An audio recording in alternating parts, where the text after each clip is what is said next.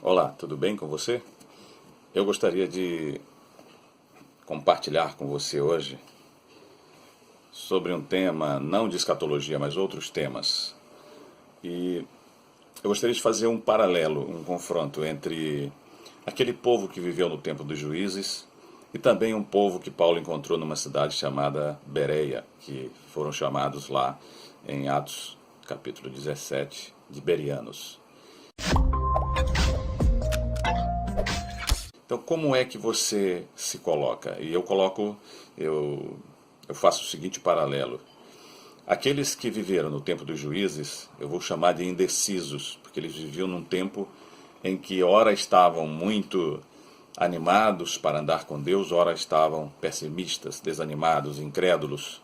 Já os berianos eram diferentes, os berianos eram sempre animados, os berianos sempre estavam procurando aprender mais. Então diz aqui no livro dos Juízes 22, Juízes capítulo 21, 25, que é o último capítulo, diz assim: Naqueles dias não havia rei em Israel.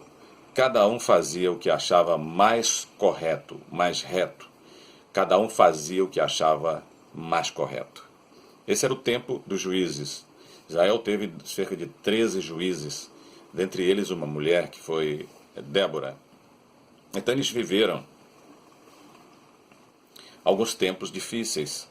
Depois que Josué faleceu, juntamente com toda aquela geração que viveu com Josué, que eram homens guerreiros, que eram homens de fé, eram grandes heróis da fé. Então eles não passaram, eles não transmitiram de maneira correta a sua fé, a fé e os ensinamentos do povo judeu, do povo hebraico, do povo de Israel para os seus descendentes. E aquela geração ficou longe de Deus, ficou afastada de Deus. Então eles se tornaram pessoas sem referenciais das coisas de Deus. E eles começaram a fazer o que eles achavam mais correto.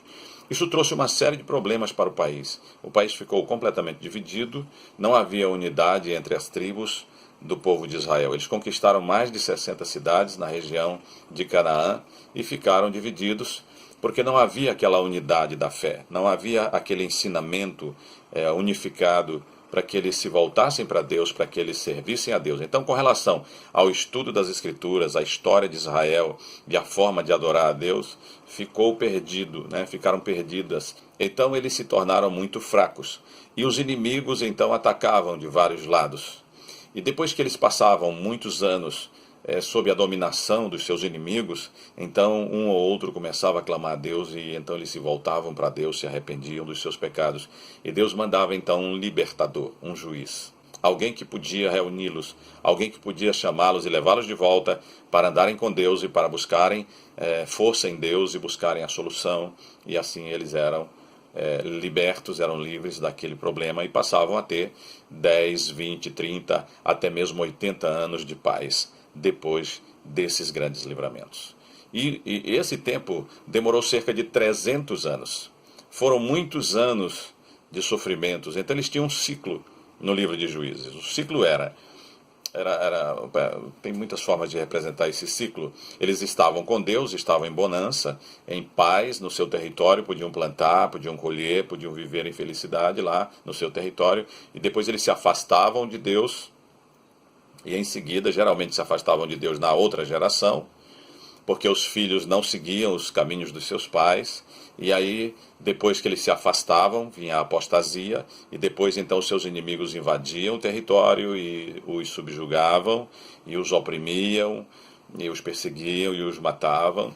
Então vinha depois a outra fase, a terceira fase, era o arrependimento e a volta para Deus. Eles voltavam a clamar a Deus, a invocar o Senhor, e por fim vinha o perdão de Deus e o livramento para aquela outra geração. Então eles viviam nesse círculo de estar bem, se afastar, sofrer a opressão, depois se arrependiam, voltavam para Deus e Deus os restaurava. Por que eles viviam assim? Porque eles faziam o que achavam mais certo. Em outras palavras, eles eram indecisos com relação à fé. Em outras palavras, eles eram frouxos com relação à fé. Em outras palavras, eles eram religiosos apenas, eles não ensinavam seus filhos, eles não investiam na sua família, eles não transmitiam a confiança, a fé, os sinais de Deus, as maravilhas de Deus para os seus descendentes. Eles não se esforçavam nesse trabalho. E isso trazia o prejuízo para o país, a fragmentação do país. Isso trazia prejuízos para as outras gerações. E a gente pode ver isso no livro de Juízes. Não tem como o nosso país se levantar como um país forte se não tiver uma fé firme em nosso Senhor Jesus Cristo. Não tem como. Não é uma fé como no tempo dos juízes, aquela fé religiosa, aquela religiosidade. Não, eu faço do meu jeito, eu faço desse jeito, o outro faz do outro jeito, cada um do seu jeito. Não é desse jeito. Tem que ser do jeito de Deus. Tem que ser estudando as Escrituras, tem que ser recordando a mensagem de Deus. E aí nós temos o outro texto, que é o texto de Atos dos Apóstolos, capítulo 17, versículo 11, diz assim: Ora, estes de Bereia eram mais nobres que os de Tessalônica, pois receberam a palavra com toda a avidez, examinando as Escrituras todos os dias, para ver se as coisas eram de fato assim. Então esse é o padrão, que eu penso que é o padrão que Deus deseja. É o padrão de que nós devemos ouvir a palavra, nós devemos examinar as Escrituras. E nós devemos conferir, examinar, conferir, ir a Deus orar baseado nas Escrituras. Nós devemos buscar ao Senhor, nós devemos invocar o seu nome, nós devemos aprender com as Escrituras. E as Escrituras estão aí em nossas mãos para conhecermos os fundamentos da nossa fé. E os fundamentos estão lá, nos livros do Antigo Testamento, na história desta nação minúscula, que é a nação de Israel, mas uma nação especial aos olhos de Deus, porque Deus entregou para esta nação as promessas, as alianças, as Escrituras, e através dela trouxe o Salvador do mundo, que é Jesus Cristo. Então precisamos conhecer esta nação, conhecer os escritos das Escrituras. E Deus não ama somente Israel, Deus ama todas as nações da terra, todos os povos da terra, não importa se ele crê de um jeito ou de outro, mas ele deseja que nós sejamos, não como juízes, mas sejamos como os berianos, que nos voltemos para ele, que examinemos as Escrituras, que cumpramos os seus mandamentos, que andemos nos seus caminhos, e não naquilo que um acha que é assim, outro acha que é assado, ou que eu acho, ou que o outro acha. Nada disso.